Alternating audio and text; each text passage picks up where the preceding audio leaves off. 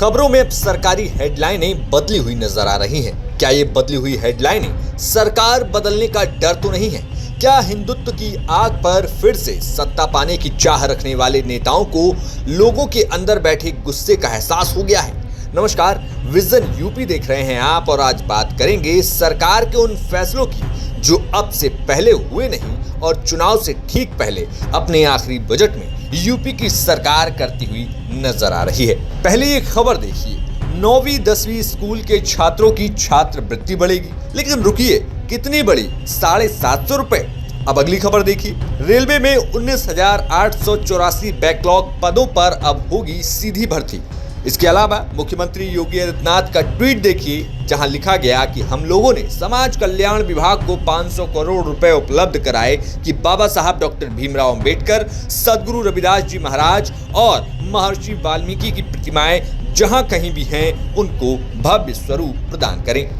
अब ये खबर एक के बाद एक आनी कैसे शुरू हुई वो भी समझ लेते हैं। पूरे देश में इस समय यूजीसी के मुद्दे पर भाजपा ऐसी फंसी कि सियासत से लेकर पावर सेंटर की हकीकत सामने आ गई। यूजीसी रेगुलेशन एक्ट पर कथित सवर्णों ने सड़कों पर हंगामा काट डाला। हिंदुत्व के नाम पर ओबीसी एससी एसटी को पिलाई गई घुट्टी का नशा एक बार में उतर गया और जब नशा उतरा कुछ ओबीसी एससी एसटी संगठन सड़कों पर जैसे ही उतरे वैसे इस बात के भी सबूत मिल गए कि सत्ता और शासन पर किसका कब्जा है। भले ही मंचों से कहने के लिए सबका साथ सबका विकास के तमाम नारे लगाए जाते हों, पूरे देश और खास तौर पर उत्तर प्रदेश में यूजीसी के विरोध में कथित सवर्णों ने विरोध प्रदर्शन किए, लेकिन कहीं भी आपने एफआईआर, बुलडोजर, सरकारी काम में बाधा डालने की कार्रवाई या लाठीचार्ज जैसी घटनाएं सुनी?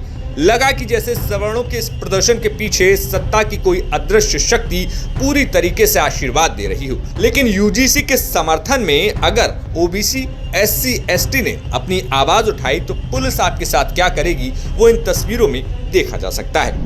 ये देखिए किस प्रकार से ये देखिए हमारे विश्वविद्यालय का अध्यक्ष पुलिस प्रशासन मुद्दा पर ये देखिए ये सरकार के निर्देश पर किस प्रकार से एससी एसटी ओबीसी छात्रों को नहीं, ये देखिए। खैर, अब अगली खबर की हेडलाइन पर आते हैं। रेलवे में 19,884 बैकलॉग पदों पर अब होगी सीधी भर्ती। एससी ओबीसी के लिए ज्यादा मौके। बैकलॉग क्या होता है ये तो पॉलिटिक्स की समझ रखने वाला व्यक्ति बखूबी समझता है। बैकलॉग यानी कि खाली पड़े वो सरकारी पद जो विभिन्न वर्गों के लिए आरक्षित किए गए थे लेकिन उन्हें भरा नहीं जा सका। वैसे तो सियासी जानकार इसे ओबीसी एससी एसटी वर्गों के खिलाफ कुछ लोगों की साजिश कहते हैं। साजिश जिसे एनएफएस यानी कि नॉट फाउंड सुटेबल, यानी जिन नौकरियों के लिए आवेदन मांगे गए सरकार और सरकार में बैठे अधिकारियों को उन आरक्षित वर्गों के लोग ही नहीं मिल सके। दरअसल नॉट फाउंड सुटेबल यानी कि एनएफएस वो आग है जिसकी आग में सरकार अपने हाथ जलाना बिल्कुल भी नहीं चाहती, वो भी ऐसे समय में जब 2024 के चुनाव में ऐतिहासिक राम मंदिर बनाने के बाद भी लोगों ने भाजपा को अयोध्या की लोकसभा सीट पर हरा दिया और पासी समाज से आने वाले अवधेश प्रसाद को सांसद बनाकर लोकसभा पहुंचा दिया। अब इस पत्र को देखिए जो मोदी सरकार में वर्तमान में मंत्री और भाजपा की सहयोगी दल अपना दल की राष्ट्रीय अध्यक्ष अनुप्रिया पटेल ने मुख्यमंत्री को लिखा। उन्होंने कहा कि प्रदेश सरकार द्वारा आयोजित की जाने वाली सिर्फ साक्षात्कार आधारित नियुक्ति प्रक्रिया वाली विभिन्न प्रतियोगी परीक्षाओं में अन्य पिछड़ा वर्ग एवं अनुसूचित जाति जनजाति वर्ग हेतु आरक्षित पदों पर इस वर्ग के अभ्यर्थी को प्रायः नॉट फाउंड सुटेबल घोषित करके इन वर्गों से आने वाले किसी भी अभ्यर्थी का चयन नहीं किया जाता। सिर्फ साक्षात्कार आधारित नियुक्ति प्रक्रिया वाली प्रतियोगी परीक्षाओं में इन पदों के हेतु ये प्रक्रिया कई बार अपना करके अंत में अन्य पिछड़े वर्ग एवं अनुसूचित जाति जनजाति वर्ग के लिए आरक्षित उपरोक्त संदर्भित पदों को अनारक्षित घोषित कर दिया जाता है। ये पत्र अनुप्रिया पटेल द्वारा 2024 लोकसभा चुनाव के बाद जून के महीने में योगी सरकार को लिखा गया था। अब वापस बैकलॉग यानी कि 19,884 पद की खबर पर आते हैं। जरा सोचिए और देखिए कि 19,884 पद पर अगर आरक्षित वर्गों के लोग यहाँ होते तो 19,884 परिवारों को क्या लाभ नहीं मिलता।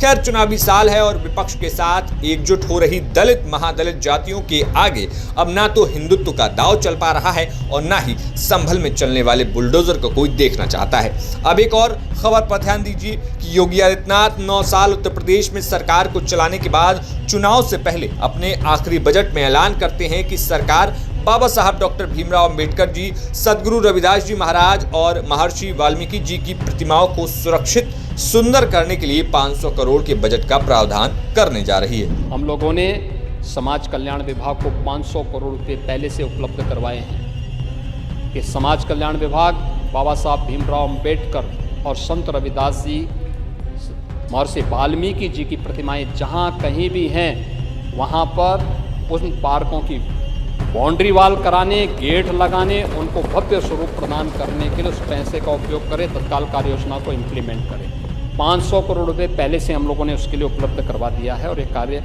समाज कल्याण विभाग के माध्यम से हम लोग आगे बढ़ाने जा रहे हैं। अब मुख्यमंत्री के इस ऐलान के पीछे की कहानी सबको पता है। 9 साल तक दलित समाज अपने महापुरुषों के सम्मान के लिए आवाज उठाता रहा, लेकिन क्या ये ऐलान 2027 की वजह से हुए हैं? अगर नहीं हुए तो ये ऐलान अब तक 9 सालों में क्यों नहीं हो सके? क्या पिछले 9 साल सिर्फ राम मंदिर और हिंदुत्व पर खर्च हो गए, जो 9 साल के बाद अब बाबा साहब डॉक्टर भीमराव अंबेडकर, संत गुरु रविदास जी महाराज और महर्षि वाल्मीकि की प्रतिमाओं को सुरक्षित करने की याद आई है और 500 करोड़ की राशि का प्रावधान कर दिया गया? खैर, आप हमें कमेंट बॉक्स में बताइए कि अयोध्या में राम मंदिर बनने के बाद अयोध्या के विकास पर कितने करोड़ रुपए खर्च हुए हैं। खैर, आपका इस खबर पर क्या कुछ कहना है हमें कमेंट बॉक्स में बताइए। मेल पर हमें खबरें आप भेज सकते हैं और शेयर कीजिए इस वीडियो को। शुक्रिया।